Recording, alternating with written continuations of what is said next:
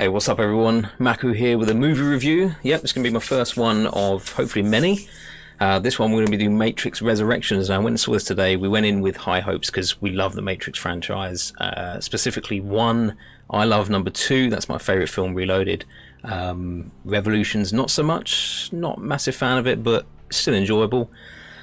And yeah, we went in with high hopes, saw a few reviews before we actually went, and it kind of got us down a little bit, but still went in with our heads high. And yeah, so let's give you a quick breakdown of what kind of is the gist of it, the summary of what's going on in this movie. So basically it's obviously continuation from the third movie, Revolutions, and what happens is Neo is kind of confined within the Matrix again, trying to work out who he is. He's kind of fighting himself, fighting all these memories that he has of his past. And that's basically the premise of the film. Everything revolves around that pretty much. So what I'm going to do is, first of all, I'm going to give you my initial rating of the movie, and then we'll go into like spoilers and things like that. As a standalone movie, if you hadn't seen any other films, you probably wouldn't enjoy this. If you're a hardcore Matrix fan, I think you'd probably enjoy it. You know, I'm a Matrix fan, not a hardcore Matrix fan. I didn't hate it. I did enjoy parts of it, but there was more bad with it than there was good, and it didn't balance out at all for me. So for me, this one is, it's going to be probably around, I would say 4 out of 10. I would say I'd give this movie. But you know, go watch it, because ultimately, if it's a franchise that you love and you're hesitant about going to see it, just go see it anyway, because movies in theaters, you know, they've been struggling over the last couple of years. So you know, get out there, go see it, and help the industry out for sure. But if this was a franchise that I wasn't actually that bothered in, I probably wouldn't have bothered. But in terms of spoilers, there's a lot of plot holes in this film, things I didn't like. But let's start from the beginning. I want to try and keep this short, guys, because I don't want to bore you. But yeah, right from the get-go, we basically are put into the world of the original movie, where Trinity is sat at the desk. The agents are coming in, trying to capture her, but we are embodied by the character of Bugs and Seek, I think it was. And these guys are basically, they've made their way into this little modal, I think it was that they called it, within the Matrix. It's like another program that's running within the Matrix, and it's basically replaying what happened in the original film. Pretty much, it's kind of like a memory sort of thing, but not sure how it works out, because Neo was never there to see this happen. So, but in this scene, we also get our first look at new Morpheus, who's played by, I think it's Yahya Abdul. I think I've got his name right. I'm not too sure. But yeah, he's in this scene. He is basically a coding that's been created within this memory program within the Matrix, and this is where he actually ends up meeting Bugs for the first time. They end up having a little chat about what they're doing in their life, and ultimately come to the conclusion that they're both searching for Neo. And it turns out he's been missing for about 60 years, I believe it is. Now, I mentioned there that Morpheus is a coding within this modal that they were talking. I'm pretty sure it's a modal within this program, this memory program within the Matrix. And that's because it turns out that Neo is actually now, this new version of the Matrix that's been created has made Neo a game designer, and he's basically the creator of the game The Matrix. So the whole idea of the first 3 movies has become a game, which has then been imprinted within the Matrix itself, and everyone within it, everyone on the planet, everyone in the population knows that this is a game. Now, Neo keeps having these episodes where he recalls the memories from the game that he's created as being real life situations, which obviously they were from the last few films. but they've been repressed by the new antagonist of this film, played by Neil Patrick Harris. He is the analyst, what they call the analyst in this film, and he's pretty much taking over kind of like the architect's role, I guess. So he's taken over the Matrix from the architect, and he is also Neo's shrink in the film. So obviously he's popping in pills left, right and centre, these blue pills. So Neo's forgetting all this crap.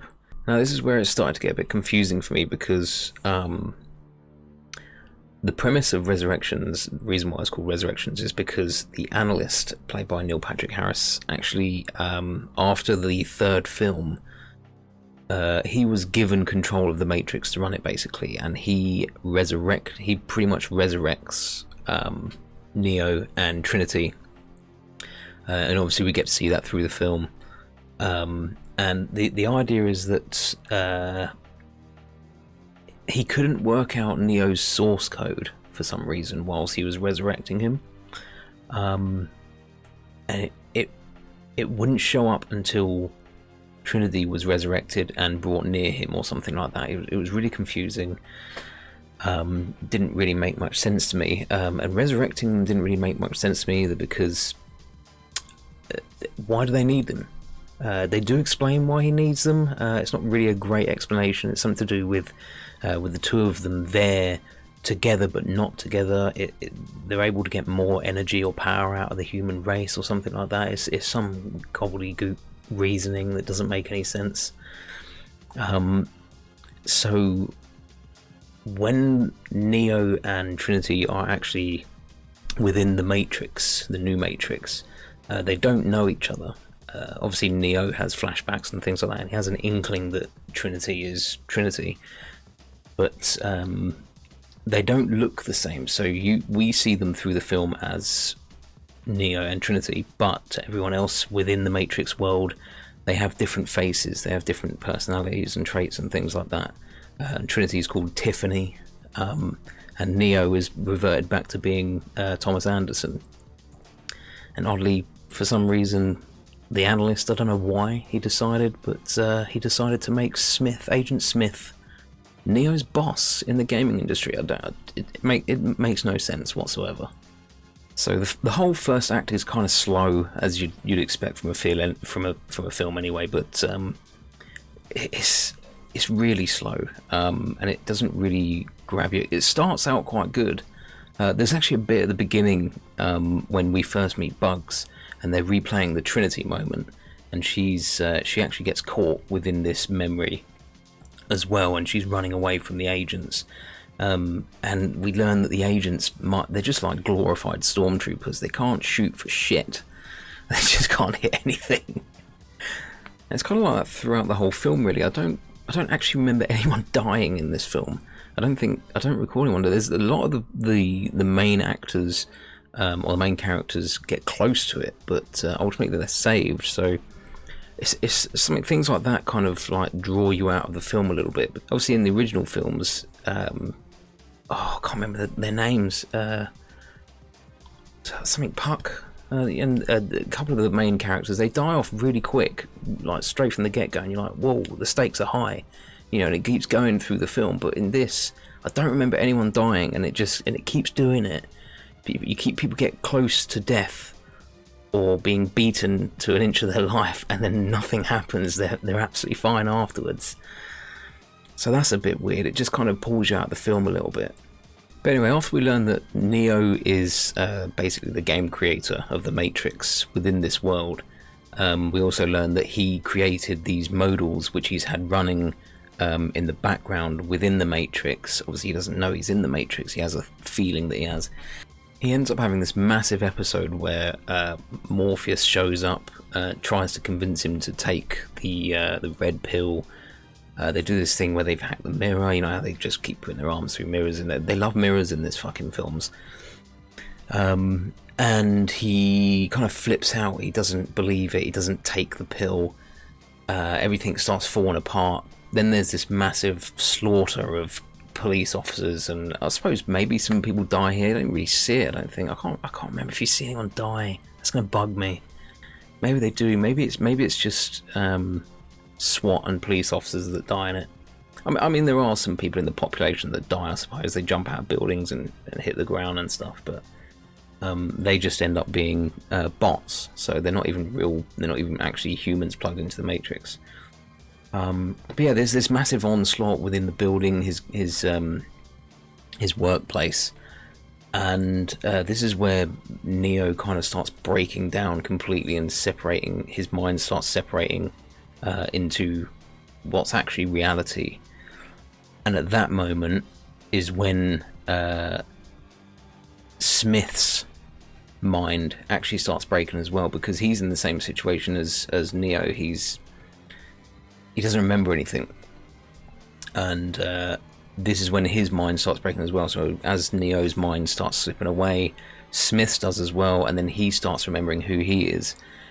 And this is when we start getting these flashbacks. I think it's in the trailer when you see Smith, or New Smith, pick up the gun and he screams, "Mr. Anderson!"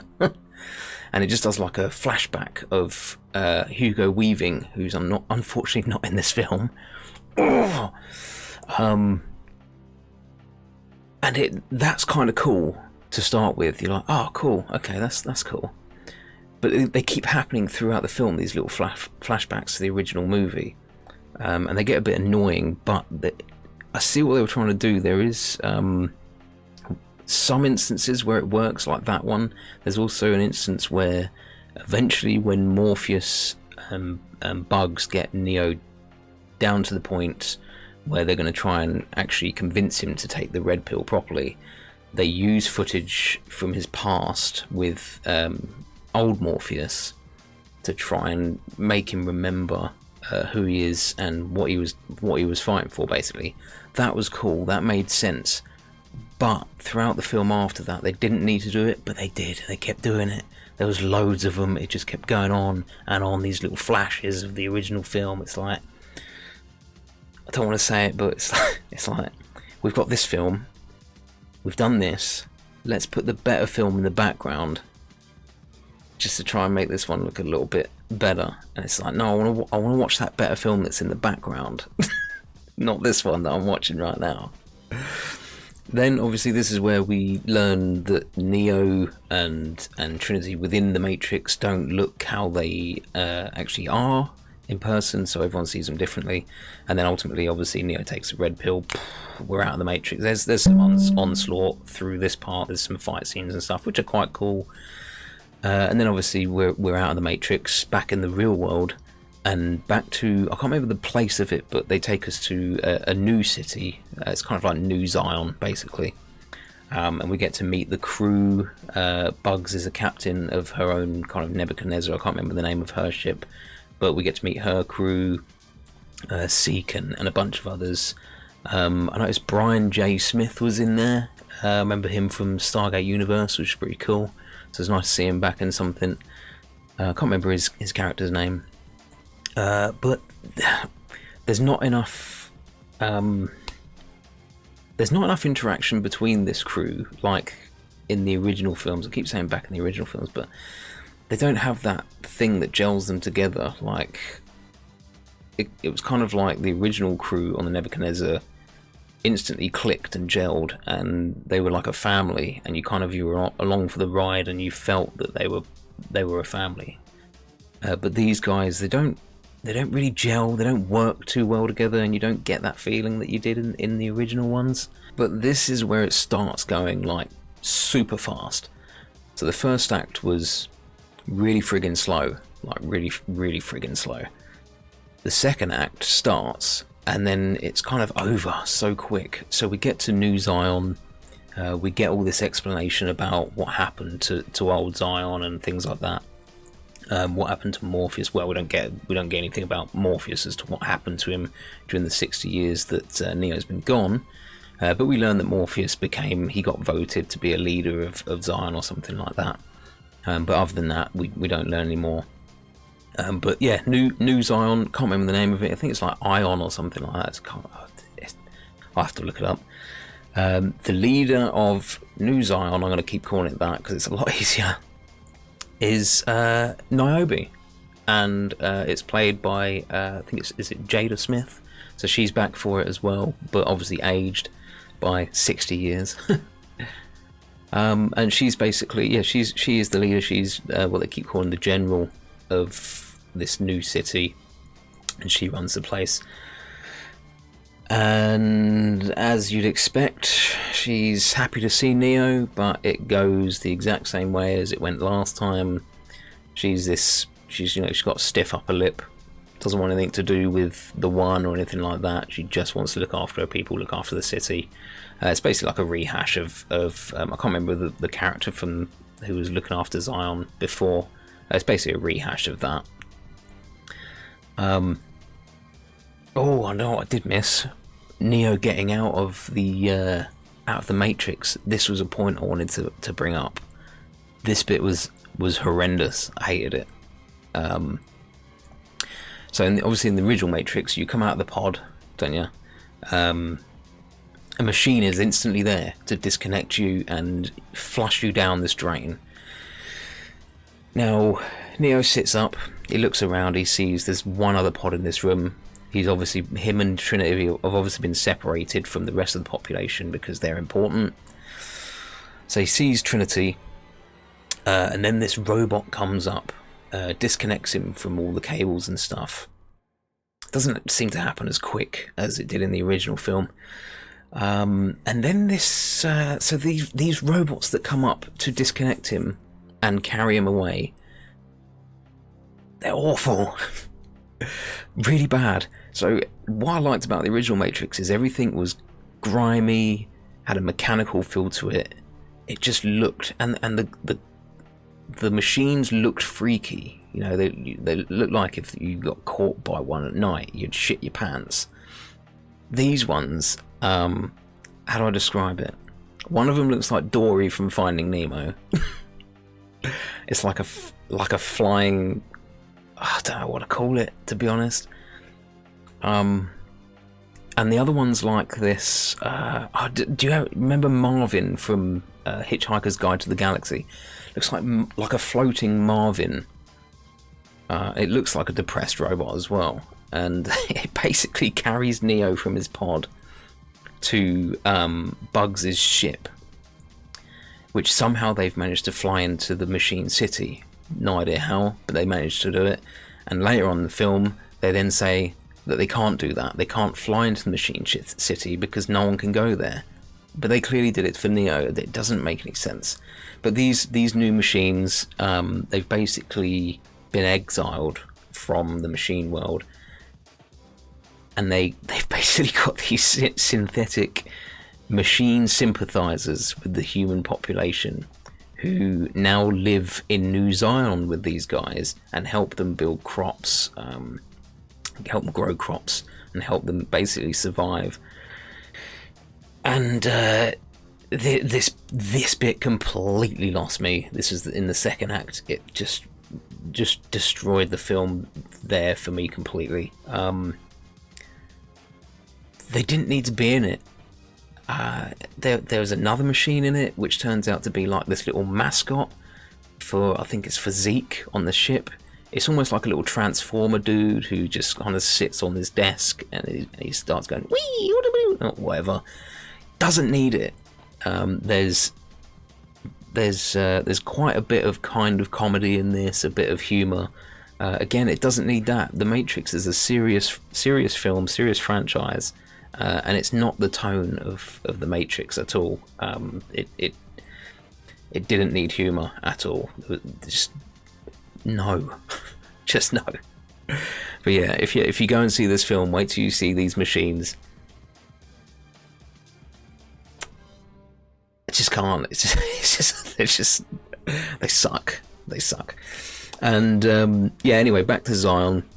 Obviously, Neo gets locked up. Kind of. It lasts about 3 seconds. He gets put in this room. They give him this massive balcony which overlooks the city, and this is where obviously we've learned that Morpheus isn't real. He's just still a computer program that Neo designed within the Matrix. But programs can now make their way into the real world through this kind of like nanobot technology. They can appear as like these floating metal objects and basically create their form within the real world. And Morpheus basically appears on this balcony with Neo in his cell, if you want to call it that, and he basically says to him, "You're coming with us." The crew of Bugs' ship, they were told to go clean the ship up. They've been grounded. They're not, because they've been doing treasonous, mutinous things. But it turns out they're not cleaning the ship. They're getting the ship ready to come pick Neo up, and he's in the room for about 10 seconds before Morpheus shows up, and then he's out. They're back on the ship, and they're off out to go back and plug into the Matrix. So yeah, it rushes along really friggin' quick. Now, this is where it gets even more interesting. So they go back to the Matrix, they plug in with the hopes of going to find Trinity. Okay, they haven't quite worked out how they're going to save her yet. But they go in because he wants to go talk to her. And what happens is we end up with a confrontation between Neo, the new crew, Agent Smith, who doesn't embody Hugo Weaving's portrayal of Smith at all. At least with Morpheus, the actor that plays Morpheus in this new Morpheus, he actually embodied the character of old Morpheus, and actually played him quite well. Did all the traits and things like that. But this guy who plays new Smith doesn't do that at all. And what bugged me throughout the film was he calls him Mr. Anderson once, I think it is, when they do that flashback of him saying, "Mr. Anderson!" That one time, I'm pretty sure it's that one time. But for the rest of the film, Smith refers to Neo as Tom, and Thomas. And it's really freaking annoying. It's just not right. It's just not right. So anyway, they have this confrontation, and Smith basically says to Neo, "Look, I want access to the analyst, the guy who basically put a chain around Smith's neck and around Neo's neck." So at this point, you think, oh, they've kind of got like a little bit of a thing in common here. Neo wants to get Trinity. He doesn't want anything to do with the analyst, so he could just stay out of his way. And Smith can get on with it, but no, Smith, Neo even tells him this, you can have the analyst, I just want to get Trinity. And I can't even remember the reason why, but Smith comes up with some stupid ass reasoning as to why Neo can't be left to wander around the Matrix and do what he wants to do. So obviously a battle ensues between the new crew, Neo, Smith, and these old programs that appear. These exiled programs that Smith has brought back into the Matrix. And one of these exiled programs is someone from Matrix Reloaded. He was actually quite a good character, played by Lambert Wilson, and he was in the chateau with the I can't remember the name of the lady now. Was it Monica? I can't remember her name now. Yeah, they go sit down at a table with this guy in the chateau, and he's a really posh dude with the twins. The two ghost twins. He's their boss.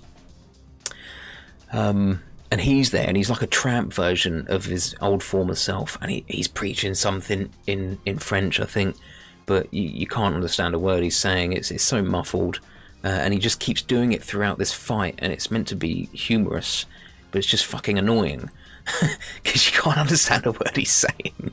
Anyway, a fight ensues. Neo has a cool fight with Smith again, which is pretty cool. The new crew, they fend off these other exiled programs, and then they go on to go find Trinity. Well, Neo does anyway, goes on to find Trinity. And he bumps into the analyst who's there waiting for him, because he knew he was going to be there, basically. And the analyst, like that, just freezes everything. Stops Neo in his tracks. Neo can't move. He's moving at, half the speed, not even half, it's more than half the speed he's usually moving at. So he's really slow. Everyone in the room's slow. Trinity's slow. No one can move. And Neil Patrick Harris, the analyst, he's moving around the room because he can control everything. He's moving around the room. He's giving off loads of exposition. He basically says, "You gave me the idea for this slowing down time, bullet time." And so that becomes a thing. You gave me the idea of bullet time. So yeah, we're led to believe that even though Neo can do this bullet time, he can't counteract it, which makes no sense either. Also, the fact that Neo isn't part of the Matrix anymore, he's just plugged in through basically what's a hack of the Matrix, and somehow he's still controlling him, which I couldn't get my head around either. I'm sure there's people out there who will probably be able to understand it, but I couldn't work it out. Anyway, Neo can't break free. There's loads of exposition. He goes to shoot Trinity, the analyst does. He gives him an ultimatum that either you be a good boy, get back in the Matrix in your pod, or I'll kill Trinity. That's what's going to go down. So right at the last minute, the analyst grabs the bullet before it hits Trinity. Then he vanishes. Neo and Trinity have a little chat, and he says, "I'll be back." Then he disappears. They go on their merry way. Back to the real world. So yeah, they disconnect, go back to the real world. And once again, it just speeds through this bit. So we're back in New Zion. This crew was sent out by Niobe to follow Bugs' ship. They find them. They tell them Sentinels are in the area patrolling, so they head back to New Zion. And they're confronted by Niobe, who basically says, "You're done, Bugs. Get out. You're completely done. You're finished. You have no more to do with this city, no more to do with these ships. You've got no authority here anymore." And then out of nowhere, Dory from Finding Nemo comes flying in. This fucking horrible looking machine, which doesn't fit into the Matrix law or realm at all, drops in behind Niobe, makes some noise. Niobe says, "What? You want him?" Pointing at Neo, and then like that, we're in another part of the movie, in another realm, surrounding a well in the middle of this field. Looks like an autumn field of some kind, and there's someone else there. No idea where we are. Nothing's been explained, but we're all standing around this well, and it turns out we are now standing with one of the this girl who was in the one of the original films. I can't remember which one it was. But yeah, she was in the original one of the original films. So I think her name was Sati. I think it was, and she's all grown up. And she gives this great opportunity that's arose for how we can save Trinity and sort all this stuff up, but nothing's explained. How they got there, what the Dory robot even said, and before we know it, a plan's been conjured up, and we're back at New Zion again, in the exact same spot with the exact same people standing in a line who were just being told, "You're done," by Niobe. And Niobe's whole premise of, "I've got to look after this city, right? I've got to think of my people." The whole premise of that goes out the window, and she's like, "I need some people for a mission." And obviously Bugs steps forward and she says, "You don't need to volunteer, Bugs, because I'm ordering you to go." And Bugs is like, "You ain't ordering me to go. I'm going anyway." Whatever. And then that's over and done with. It just moves so quick. It didn't feel right at all. And yeah, back into the Matrix we go. Now this is where the plan to save Trinity unfolds. So the idea is they sneak into the machine city. They use Morpheus in the real world as a machine, as these like nanobots, to get through the shield, to get into the tower where Neo was and where Trinity still is. He gets in, he kerfuffles with the MacGuffin, MacGuffin. It's a good word. He faffs with the MacGuffin, sorts some stuff out. Neo is in the Matrix. He goes to see the analyst. He gives him the ultimatum again, come back, or I'll kill Trinity, sort of thing. Neo gives him another ultimatum, which doesn't make sense, because the analyst literally has him by the balls. He could just kill Trinity. He doesn't need to make a new deal. He could just kill Trinity. It doesn't make any sense. But he goes, yeah, sure, why not? Because script. And the idea is around free will, because obviously, you know, the Matrix has been all about free will and all that sort of stuff. So Trinity turns up at this cafe that Neo and her keep meeting up at throughout the film. And he basically gives her the ultimatum, come with me, sort of thing. She decides no, she walks away from him. The analyst is all happy about it. Neo goes towards the analyst because it's part of the deal. He's going to be put back into the Matrix or whatever. The guys back in the real world have said, you know, we're not going to let that happen, so they're ready to pull the plug on Neo. And then something happens with Trinity's Matrix family. She has a family in the Matrix, a couple of kids and a husband or a boyfriend or whatever. Who cares? And the husband grabs her by the arm and says something, and she says, "Don't call me by that name. I hate that name. My name's Trinity." And then at that point, she's made her free will. She's made a decision to go with Neo. The guys in the real world can they've got two ports. Neo and Trinity have these two ports in the back head. I think they're the only two people there that do. So you know where they plug you in. Neo has one at the back of the head and one at the back of the spine, just at the base there. And I think it was something to do with their reconstruction from when they were resurrected. So they have to unplug Trinity at the same time plugging bugs into Trinity's brain to transfer her consciousness or something. Doesn't make sense again. Bugs and Trinity become one person at this point. They then start doing all these crazy Agent Smith moves, which doesn't make sense how she ends up getting these moves. They then manage to disconnect her from the Hive machine in the Machine City. They then unplug bugs from Trinity's mind. Yeah, they end up on a chase on a bike through the city. And we also learn throughout the film about... This is another premise that I didn't like.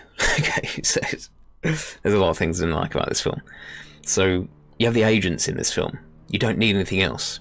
But for some reason they decided, let's forget about the agents.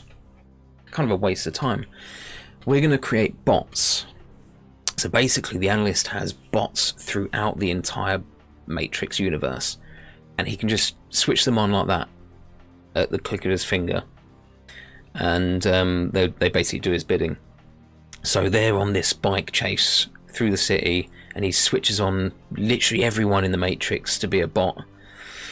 These bots start jumping out of windows to try and land on the car and on the bike to stop them from going anywhere. Neo's doing all his moves. Neo doesn't even pick a gun up in this film. He doesn't touch a gun in this whole film, which again doesn't make sense. The guy's got some freaking sick ass skills with weaponry. You know, that's his thing in real life. So I don't know why they didn't have Keanu doing some form of weapon work in this, but he doesn't pick up a gun at all. He just does this force push all the time. That's all he does. He doesn't fly. There's a little joke before they set off on this bike chase. One of the guys looks at him and says, "How do we get out of it? Can you fly?" And he tries to do the thing, the ground shakes, and then he does like a little hop and nothing happens. He goes, "Nope, that's not going to happen." It's like a little bit of humour that's not needed. It was a bit cringy, and it doesn't fit with the film at all. So anyway, they get on the bikes and they go on this big long chase. Neo's stopping cars, force pushing them. He's, stopping bullets and shit that's going around. The other crew, they're driving in vehicles, getting hammered by these bots. And this is another prime example of the heroes don't die. They get surrounded by hundreds of these bots. They're smashing in the windows, beating the crap out of them. Bugs plugs into the Matrix. She goes down there with Morpheus, and they just sort it all out. They get them out, and they free them, basically. No one dies. They just get injured, and they're fine. So, again, no consequences. And it just takes you out of the film. So anyway, yeah, back to Neo and Trinity, who are on the bike. They end up getting put into a hot box, basically. They get cornered by 3 helicopters. They go up to the top of a building. At this point, I think it's just SWAT and police officers that are chasing them in this building. They get to the roof. They're on their own on the roof. These 3 choppers are flying around. This bit's cool. I do like this bit. Choppers are flying around. Neo's, stopping bullets. Trinity's dragging him into other places away from the chopper. Another chopper comes in, fires a rocket, or fires a missile. He then moves it, like you see in the trailer, to smash another chopper. And then they have this little moment on top of the roof.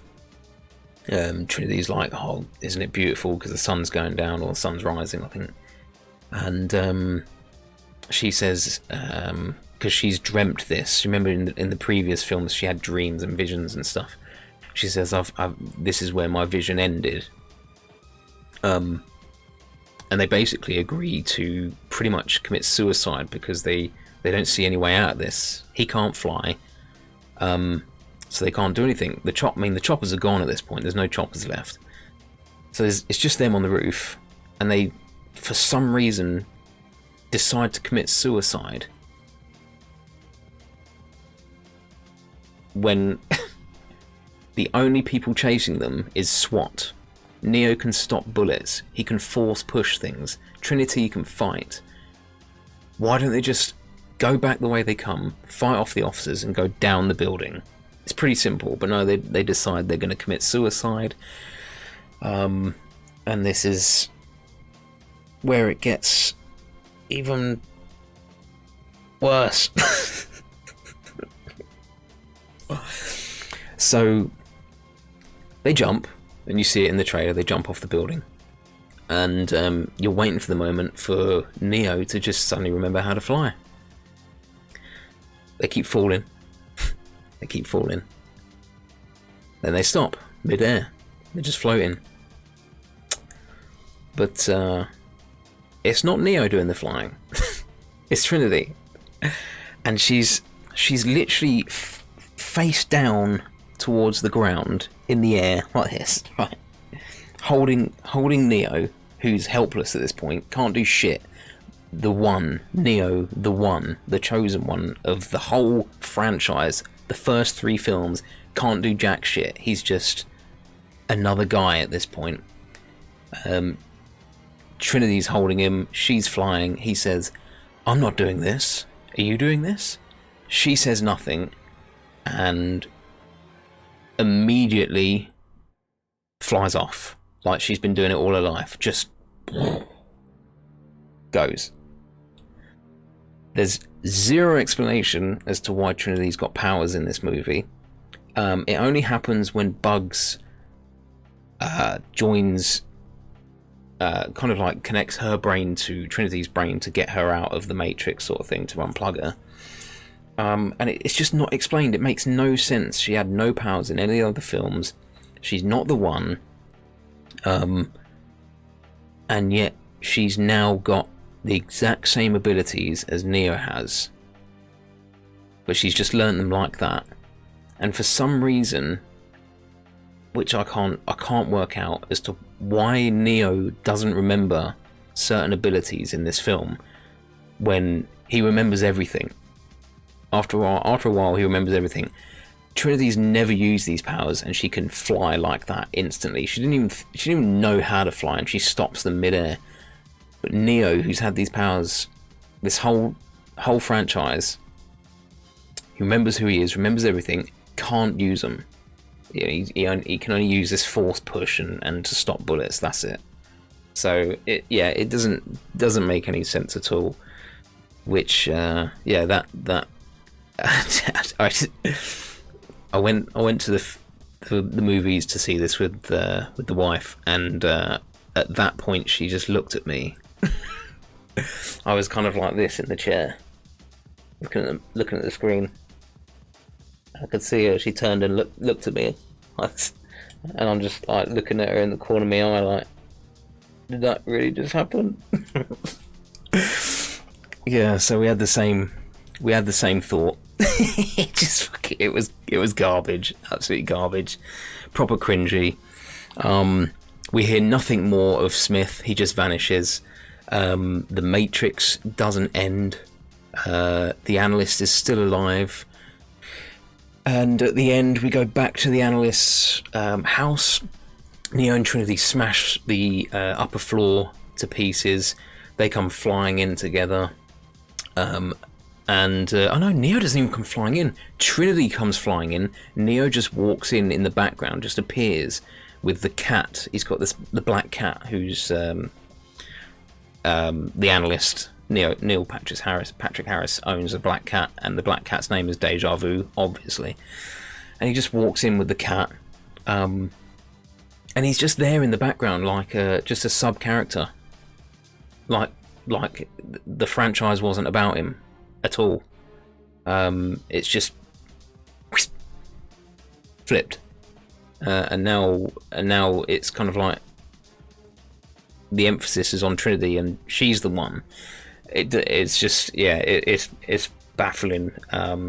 So that's and ultimately they leave, and they just leave the analyst there. She kicks the crap out of him a few times. That was it as well. Oh, there's something else. She kicks the crap out of him a few times. As she kicks him, she knocks away bits of his coding, and like his jaw goes missing. And then she clicks her fingers, and he's back to being whole again. His jaw's back. She smashes him to the ground and pretty much like kills him. She slashes his throat open, and he's like choking to death, bleeding out source code. And she just clicks her fingers, and he's back healed, back together again. Where did she get this power from? Like, I don't get it. It makes no fucking sense whatsoever, and it just ruins the film. I mean, it had already been ruined at that point. Fucking Finding Nemo Dory turning up ruined the film for me. And Marvin, I'm so depressed.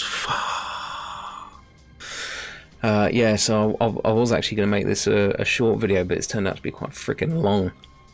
And anyway, we leave. The analyst is alive. They leave them. They say they're going to basically remake the Matrix themselves, which doesn't make any sense because they want to destroy the Matrix. So yeah, it kind of ends on a nothingness, really. You get Neo and Trinity flying towards the camera again, and again the emphasis is on Trinity at the end. You don't really see Neo. He's kind of blurred out in the back a bit. So yeah, it's weird. The direction it's gone in is very strange. For me, it's not a Matrix movie. It's Matrix by name only. There's a lot of concepts in the film that are good. I think they're executed poorly. There's not really much else I can say about it, to be honest. There are some good bits, but yeah, as I said, there's way too many bad bits, and it doesn't balance out at all. So my advice would be, if you like The Matrix, go see it, because obviously then you're helping the movie industry out. They've had a bad couple of years, so go see the film if you enjoy The Matrix, you like The Matrix films. It's not going to ruin the franchise for you, but it's not great. It's a 4 for me, 4 out of 10 on the Maku meter. I need to make that a thing. So go see it. Support the film industry. We've got to keep them going, because cinemas are part of our culture. So let's keep it going. But yeah, 4 out of 10 for me on this one. I hope you guys enjoyed the video. If you want to see more of these movie reviews, let me know. I did see Ghostbusters Afterlife, Spider-Man No Way Home, James Bond. I didn't do any reviews of those. I should have done them. But you know, Ghostbusters, I loved, great film. Spider-Man, great film as well. James Bond as well, great film. Didn't really like the ending of James Bond, but still a good film. Rami Malek didn't get enough screen time, in my opinion. But yeah, if you guys enjoyed the review, let me know what you think in the comments section. If you want to see more of these, that'd be great. Don't forget to hit the like button, subscribe, share it as well. And yeah, hopefully I'll catch you guys next time. Hopefully you go see the movie, and yeah, I'm not gonna deter anyone from seeing it. So yeah, go see it. Let me know if you enjoyed it. Peace out.